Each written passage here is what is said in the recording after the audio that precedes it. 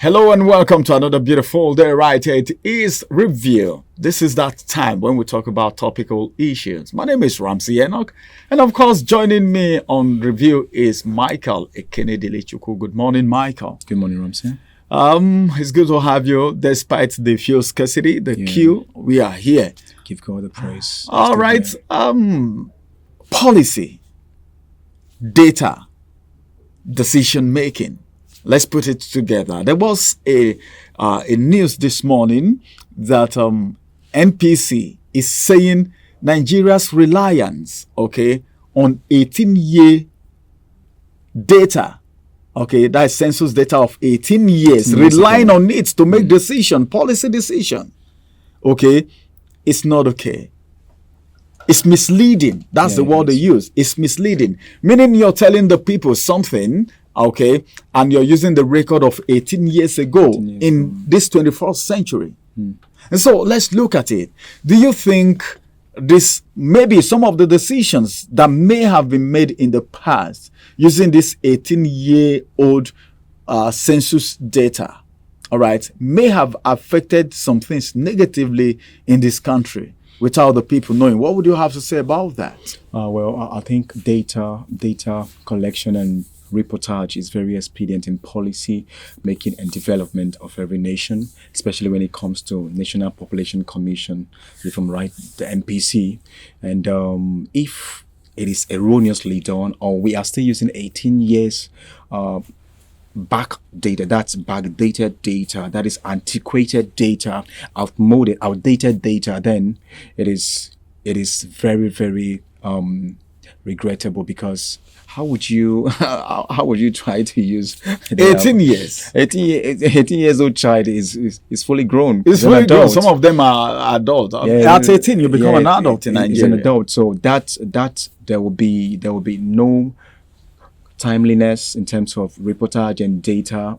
Now, that means you're actually formulating your plans and policies according to speculation instead of specificity when it comes to information, and that is very, very regrettable. I think misleading the whole country is another word, but then another word for it, it's outrageous. It's wickedness. Trust me. Wickedness. He said it's wickedness. Doing all of that, using 18-year-old census data, whatever data it is, to make decisions. Those decisions cannot be informed decisions. Absolutely. But then, let me ask you this question. Who is to be blamed with all of this? Is it the federal government? Is it National Population Census? Or the Nigerians who never noticed this? NPC is the one saying it now. I've never heard that Nigerians are coming to say, hey, come on, what's happening? There was a time, I think recently, there was supposed to be a census. But something happened and it was cancelled. Yeah, it was cancelled. Yeah, I think the transformative nature of every nation, it's actually geared or based on the information available to its citizenry. And that is the sole duty of National Population Commission.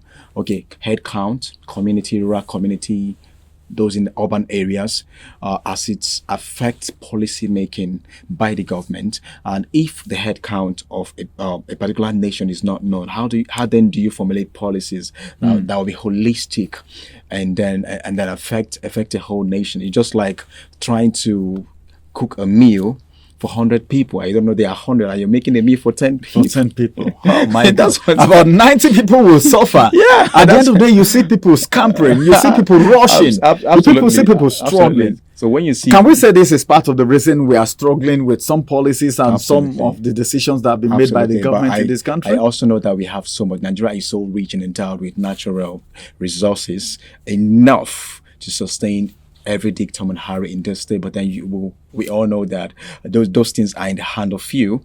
Proper dissemination of these things, of these natural resources, is something that has not taken forefront over the years. If it is 18 years ago that census was conducted, and we are still talking about it right now, is that supposed to be the reason why few is the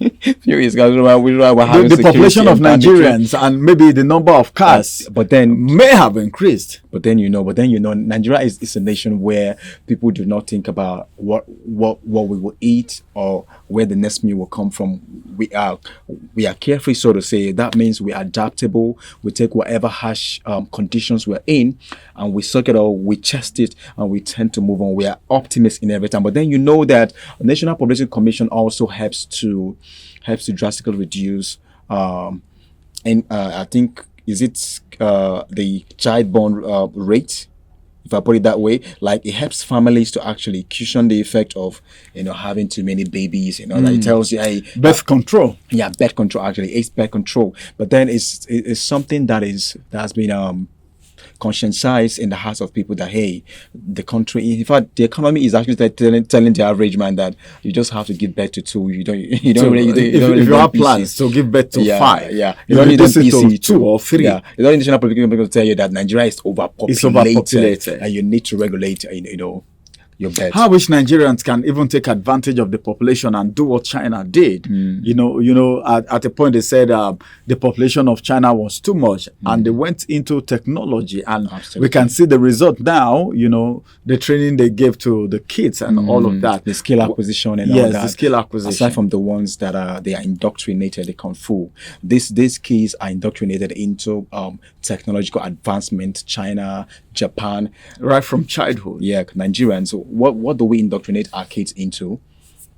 Most of us don't have time. We're busy trying to make money to actually pay for their school fees. Pay for their school fees. And even the schools are not even well equipped. Absolutely, dilapidated schools. You need to go to some primary schools, no if you see the pupil, no classes, dilapidated classes, no seats to sit down. You see people sitting on the floor. It is something else. And then for those who can afford the well-to-do schools that they pay 2 million per session, not everyone can afford that. Trust me, the private schools, government schools that we went to, actually, we learned some basic skills during our own time. We learned how to farm, we learned how to clear grasses, we learned how to sew. Those things were infused into craft. Yeah, craft. They call it handcraft. Yeah, we learned handcraft in our own time. Right now, I don't think they have anything like that anymore. Kids want to learn how to dance, and we learn how to do many things.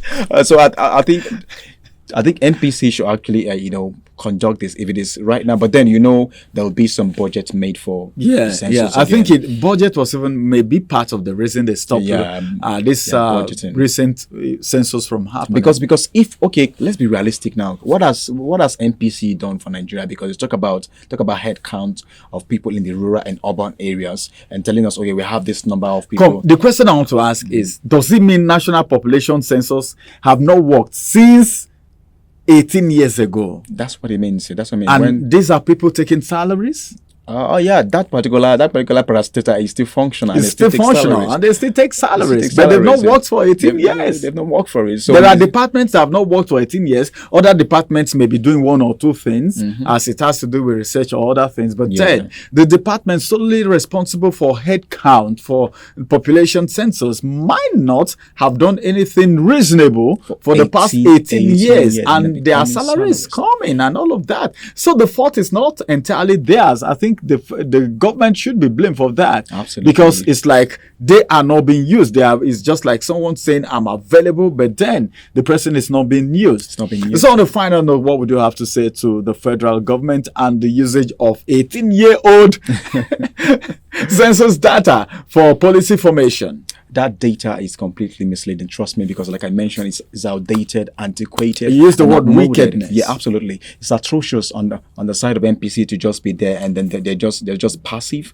and they're redundant and inactive, and then salaries are being paid, and then what you're supposed to do is not everything. You don't expect the government to do everything for you. Let's also be agents and carriers of change. Let's be people. So we should go from house to house counting heads and give the federal government reports. If the census keeps taking salary, then their duties should still be in place. It's an automatic thing. You take salary for a thing, you get it done. You don't wait for government motivation or for them to put checkmate measure. No, the census is not something that people can just come up and do. The government have to be involved because a lot of finances is being involved for mobility, logistics, equipment that will be used and all of that. Then the ad hoc staffs, they also need to be paid because most times they even use ad hoc. The number of staff NPC have may not be enough. So most times they use ad hoc staff. Yeah, absolutely. All right. Thank you very much for coming around, for adding your voice to the conversation. We now get to know that well. This data needs to be at least revisited again so that we can have another good data that we can work with if good and informed decisions must be made. My name is Ramsey Enoch. Thank you very much for joining us today on Review. We'll come on your way again, and that's going to be same time, same station tomorrow. Bye-bye for now.